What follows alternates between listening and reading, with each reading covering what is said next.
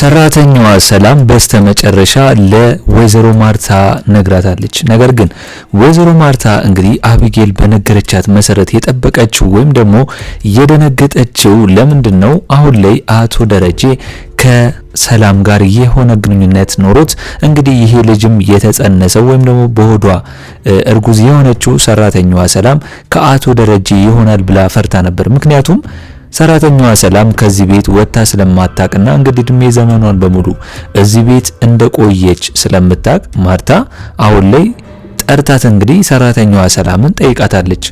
ልጁ ከማን ያረገሽው ብላ ነበር የጠየቀቻት። ነገር ግን ሰራተኛዋ ሰላም አሁን ላይ ከአቶ ደረጀ ሳትል ምንድነው ያደረገችው? ከሌላ ከማታቂው ሰው ነው ያረገዝኩት፣ ውጪ ወጥቼ ነበር፣ እናንተ በሌላችሁበት ሰዓት ውጪ ወጥቼ ስለነበር ከሱ ጋር ግንኙነት ኖሮኝ ነበርና ያኔ ነው የተረገዘው በሱ ምክንያት ብላ እንግዲህ ለወይዘሮ ማርታ ነግራታለች። ወይዘሮ ማርታ እንግዲህ ይህንን ስሰማ ተመስገን ብላ ፈጣሪዋን እንግዲህ ይቅር በለኝ እያለች ነው የጸለየችው። ምክንያቱም ሰራተኛዋ ሰላምን በአቶ ደረጀ ጠርጥራት ነበር ማለት ነው። ነገር ግን ያው ሰራተኛዋ ሰላም ያንን ነገር አላደረገችም። ነገር ግን ወይዘሮ ማርታ እንደዛ ስታለቅስና እንደዛ ስትጠረጥራት ሰራተኛዋ ሰላምን ሰላም ለምንድነው ያለቀሰችው ወይም ደግሞ እንደዛ የፈራችው? እውነትስ ሰላም ከሌላ ሰው ነው ያረገዘችው ወይስ ከአቶ ደረጀ ነው? ለወይዘሮ ማርታስ እየነገረቻት ያለችው ነገር ውሸት ነው ወይስ እውነት ነው የሚለውን እስቲ እናንተ በኮሜንት ሐሳብ አስተያየታችሁን ማስቀመጣችሁን እንዳረሱ። እንግዲህ እንዳየነው ከሆነ አቢጌል የምታመጣው ሐሳብ በጣም ከባድ ነው። ቤቱን የሚያበጣብጥና ቤቱን በአንድ እግሩ የሚያቆም ሐሳብ እያመጣች ለወይዘሮ ማርታ ጫር እያረገችባት ነው። እንግዲህ ወይዘሮ ማርታ ሁልጊዜም አቢጌል የምትላትን ነገር ባትሰማ ኖሮ እንደዚህ ባላለቀሰችና ባላሰበች ነበር። ነገር ግን አቢጌል የምትላትን ነገር ከሰማች በኋላ ያንን ሰላምን ደግሞ በአይኗ በብረቱ ሆዷን ካየች በኋላ ነው ያመነችው እንጂ አቢጌልን መጀመሪያም ቢሆን እንግዲህ ከዚህ በፊት ያደረገችውን ነገር ስለምታቅ ወይዘሮ ማርታ አቢጌልን አምናት አልነበረም ማለት ነው። ስለዚህ አሁን ላይ ወይዘሮ ማርታ እንግዲህ በጣም ያሰበችውና የደነገጠችበት ነገር ውሸት ሆኖ ስታይ አሁን ላይ በጣም ደስ ብሏታል። ምክንያቱም አሁን ላይ የሰራተኛዋ ሰላም እርግዝና ያልተጠበቀ እንደሆነና እንግዲህ ወይዘሮ ማርታ ከዚህ በፊት ሰራተኛዋ ሰላም ከዚህ ቤት እንድትወጣና የራሷን ላይፍ ህይወት እንድትጀምር ስትነግራት እንደነበር ይታወቃል። ስለዚህ ወይዘሮ ማርታ ልትጠረጥርበት የቻለችበት ምክንያት ምንድነው? አንደኛ ከዚህ ቤት ወጥተሽ ለምን የራስሽ ኑሮ አትኖሪም ብላ በነገረችበት ሰዓት አይ እዚሁ ነው መሆን የምትፈልገው፣ አይ ሰራተኛዋ ሰላም እዚሁ ነው መሆን የምፈልገው ብላ የነገረቻት ነገር እውነት ይህንን ነገር ከደረጀ ልታስባት ችላ ይሆናል ማለት ነው። አሁን ላይ ሰራተኛዋ ሰላም እንግዲህ ክላሷ ሄዳ በጣም እያለቀሰች ነበር። አሁን ላይ ወይዘሮ ማርታ በሰራተኛዋ ሰላም ያ ነገር ከተፈጠረ ልጁን እናሳድገዋለን፣ አብሽር በርቺ አለንልሽ በማለት እንግዲህ ወይዘሮ ማርታ በጣም ሰራተኛዋ ሰላምን እንግዲህ በጣም ምርጥ እናት ነች። ወይዘሮ ማርታ ለሰራተኛዋ ሰላም የምታደርግላት እንክብካቤና ብዙ ነገር ሰራተኛዋ ሰላም ደግሞ በራሷ እንድታዘንና ይሄ ነገር ባይፈጠርስ የማለት ነገር ነው በፊቷ ላይ ያየንባት። እንደዛ ካለቀሰች በኋላ እንግዲህ ናታንም ሄዶ ምንድነው ያስለቀሰች ጉዳይ ብሎ እሷን ሊጠይቃት ቢሞክርም ነገር ግን አሁን ላይ ሰላም ይህንን ነገር ለማን ማውራት እንዳለባት ግራ ስለገባት እንግዲህ ማንንም ሳታወራ ለናታንም ሳትነግረው ወደዛ ሄዳለች ማለት ነው። እንግዲህ አሁን ላይ ወይዘሮ ማርታ በጣም ስለጨነቃትና ፊቷ ላይም ደግሞ ያ ጭንቀት ስለታየባት አቶ ደረጀ ጠይቋታል። ምንድነው የሆንሽው ነገር ምንድነው ብሎ እንግዲህ ሲጠይቃት ነበር። ስለዚህ አሁን ላይ ወይዘሮ ማርታ ምን እንዳስጨነቃት ነግሯለች። አሁን ላይ ሰላም እንዳረገዘችና በሆዷ ጽንስ እንደያዘች ለአቶ ደረጀ ነግሯለች። አቶ ደረጀ ይህንን ሲሰማ በጣም የደነገጠው ምክንያቱም እውነት ከሰራተኛዋ ሰላም አቶ ደረጀ ግንኙነት ካለው ደንግጦ ምን ማድረግ እንዳለበት እንግዲህ ከሰራተኛዋ ሰላም ጋር በቀጣዩ ነው የሚያወራው ይመስለኝ። ነገር ግን አሁን ላይ አቶ ደረጀ መደንገጡ ለወይዘሮ ማርታ የሆነ ነገር እንድትጠረጥር ሊያደርግ ይችላል ብዬ ነው ማስበው።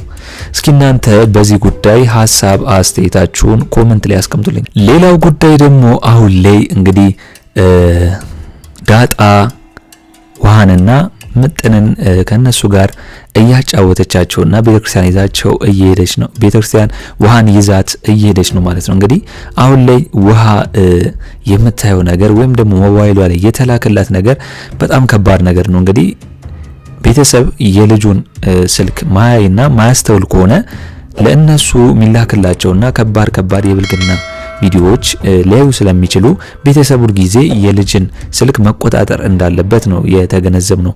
እንግዲህ ዳጣ አሁን ላይ ምጥን ለዳጣ ባትነግራት ኖሮ ውሃ በምታየው ነገር ለሷ ጥሩ አይሆንም ነበር። ስለዚህ ምጥን እንግዲህ ውሃ ላይ ቴሌግራም ላይ ቪዲዮ እንደሚላክላትና ያ ቪዲዮ ደግሞ ከዚህ በፊት እሷን ትራማዶል ሰጥቷት እንግዲህ ሱሰኛ ለማድረግ የፈለገ ልጅ እንደነበር ለዳጣ ስትነግራት፣ ዳጣም ይህንን ነገር እንግዲህ ቤተሰቡ አላወቀም በማለት ይህንን ነገር በራሷ መንገድ እንግዲህ ሰውየውን ወይም ደግሞ ልጁን እነ ውሃንና እነ ምጥንን ሊያባልግ የነበረውን እሱን መቼም ቢሆን እንደማተወውና መቼም ቢሆን እንደምትመታው ለነሱ ቃል ገብታላችኋለች ማለት ነው። አሁን ላይ ዳጣ ባየችው ነገር ደንግጣለች። ምክንያቱም ውሃን በዚህ ልክ ወይም ደግሞ እንደዚህ አይነት ነገር ተልኮላት ታያለች ብላ ስለማታስብ ማለት ነው። ነገር ግን ውሃ ያንን ቪዲዮ ተልኮላት አላየችውም። ምጥንም ያ ሰውዬ እንደላከ ነው የምታውቀው። ያው ቴሌግራም ብዙ ጊዜ ስለማትገባ ውሃ አላየችውም ብላ ነው ምጥን ለዳጣ የነገረቻት። ዳጣ ግን ያንን ነገር ካየችው በኋላ እንግዲህ እናትየውም አባትሽም ወይም አቢጌል ናታን አይተውታል ወይም አውቀዋል ብላ እንግዲህ ውሃን ስትጠይቃት ውሃም ያ ነገር ማንም እንደማያውቅና ለማንም እንዳልተናገረች ተናግራለች። ዳጣም ይህን ነገር መተው እንዳለባት ለውሃ ነግራታለች። ይህንን ነገር ደግሞ እንግዲህ ዳጣ እንደ ታላቅ እህት ለአባቷ ነግራለች፣ ለአቶ ደረጀ። አሁን ላይ ውሃ ሳታስበው የሆነ ነገር እየተላከባት ሞባይሏ እንደሆነና መቆጣጠር እንዳለበትም ለአባትየው ተናግራ እንግዲህ አባትየውም አቶ ደረጀ ሁሉም ነገር በራሱ መንገድ እንደሚያስተካክል ነግሯታል። አሁን ላይ ዳጣ ፍላጎቷ ምንድነው? እንግዲህ አባቷ ደረጀን አውቃለች። ስለ እናቷ ግን በተደጋጋሚ ጊዜ ዛሬም ጠይቀዋለች። እናቴን መች ነው የምታሳየኝ? የት ነው ያለችው? የሚለውን እንግዲህ የእናቷን የማንነት ጥያቄ አቶ ደረጀን እየጠየቀችው ነው የምትገኘው ማለት ነው። አቶ ደረጀ አሁን ላይ ምን ማለት እንዳለበት አያውቅም። ምክንያቱም ሰራተኛዋ ሰላም ያንቺ እናት ናት ካለ እዛ ቤት ሊበጣበጥ ነው፣ ከባድ ነው የሚሆነው። እሷ እንኳን ባትሆን አሁን ላይ የማይናገርበት ምክንያት ደግሞ ሌላ ነው የሚሆነው። እንግዲህ ሰራተኛዋ ሰላም ዳጣ ብቻ ሳትሆን ከዳጣም ውጪ ሌላ እርጉዝ እንደሆነች ነው ያየነው። ስለዚህ አሁን ላይ የሰራተኛዋ ሰላም ሚስጥር እንዴት ነው በጣም እየበዛ ነው። አንደኛ ዳጣ እናቷ እንደሆነች ካወቅን ሰንበትበት ብለናል። እንደገና ደግሞ አሁን ላይ በሆዷ ጽንስ ከያዘች እንዴት ነው ነገሩ? እውነትስ አቶ ደረጀ ከሰራተኛዋ ሰላም ጋር የማግጥባት ነበር በወይዘሮ ማርታ ላይ ወይስ የተፈጠረው እውነትስ የሰራተኛዋ ሰላም አሁን ላይ ያረገዘችው ልጅ ከሌላ ሰው ነው? ይሄ ነገር በጣም ነው የሚከብደው። ምክንያቱም አቢጌል እንዳለችው እውነቷን ነው። ሰራተኛዋ ሰላም ከዚህ ቤት ወጥታና ምንም ሄዳም ስለማታቅ ምንም ወንድ ስለማታቅ ብላ ነው እቺ አሁን ላይ ያረገዘችው ሰው ከማን ነው ብላ ይሄ ጥርጣሬ አድሮባት እንግዲህ ለወይዘሮ ማርታ የነገረቻት። እንግዲህ አቢጌል በዚህ በጥሩ ጎን ብቻ ሳይሆን በመጥፎ ጎን ደግሞ ዳጣንና ናታንን አንድ ላይ እንዲሆኑ እንግዲህ ሰራተኛዋ ሰላም ስለምትፈልግ አሁን ላይ ደግሞ ይሄ ፍላጎቷ አቢጌል ስለማትወደውና አቢጌል ደግሞ ናታንን ስለምትወደው በዚህ ነው ዳጣን ሰራተኛዋ ሰላምን ከዚህ ቤት ለማስወጣት ይሄንን መረጃ ለወይዘሮ ማርታ ያቀረበቻት ማለት ነው። አሁን ላይ አቶ ደረጀ የሰራተኛዋ ሰላም ማርገዟን ሰምቷል። ከማን? ከወይዘሮ ማርታ። ወይዘሮ ማርታ በጣም ሲጨንቃትና ከአቅሟ በላይ ሲሆን ይሄንን መረጃ ለባህልየው አቶ ደረጀ ነግሯለች።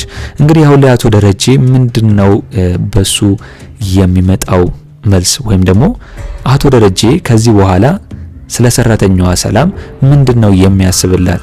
እንደኔ አሁን ላይ ከዚህ ቤት ብትወጣና የራሷን ህይወት እናቋቁምልሽ የሚሉት ነገር ተቀብላ አንድ ለዛ ቦታ ብትሆን ደስ ይላታል። ምክንያቱም ከዚህ ቤት ብትወጣ እንግዲህ ሰራተኛዋ ሰላም የዳጣ እናት ብትሆንም ደስ ይላል። ከቤት ወጣለች፣ ምንም ነገር አይፈጠርም፣ ቢያንስ የተሻለ ይሆናል። አሁን ላይ ግን እዛ ቤት እየኖረች እንደገና ወይዘሮ ማርታ ደግሞ የምታደርጋቸው ነገሮች በጣም የሚያሳዝንና ለሰው ሩሩ ስለሆነች አዛኝ ስለሆነች እያየን ነው። በወይዘሮ ማርታ ላይ እንደዚህ አይነት ነገር መጫወትና ጨዋታ ማድረግ ከባድ ነው።